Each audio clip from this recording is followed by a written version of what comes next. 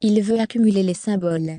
À l'heure où la multiplication des réformes a provoqué une coagulation des mouvements sociaux, étudiants, cheminots, etc. Emmanuel Macron a décidé de s'adresser à la France rurale, pour rompre avec son image de président technocratique. Ainsi, le chef de l'État a accepté de répondre aux questions de Jean-Pierre Pernaut, lors d'un entretien en direct, qui sera simultanément diffusé sur TF1 et LCI pendant le JT de 13h, ce jeudi 12 avril. Mais, comme l'a révélé le Huffington Post ce dimanche, l'Élysée et la chaîne ont décidé d'aller encore plus loin dans cette démarche, et de se délocaliser dans l'Orne et Normandie pour l'occasion. L'interview du président de la République Emmanuel Macron aura lieu à l'école primaire de Berduy, a confirmé Philippe Morand, le rédacteur en chef adjoint du service politique de TF1, sur Twitter. Son collègue Fabrice Aubert a, quant à lui, publié une photo de l'école en question.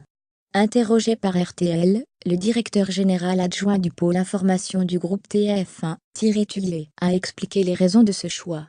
L'idée était de trouver une zone rurale, qui rencontre les problématiques d'une zone rurale, à savoir, une sorte de fracturation territoriale, la lutte pour conserver les commerces de proximité, les écoles, les hôpitaux, et enfin la santé.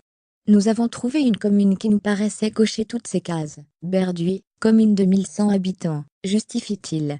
D'un point de vue politique, ce qui est intéressant, c'est que ce n'est pas une terre macroniste, puisqu'au premier tour de la présidentielle, c'est Marine Le Pen qui est arrivée en tête devant François Fillon, poursuit-il, vantant le regard critique de ce type de ville.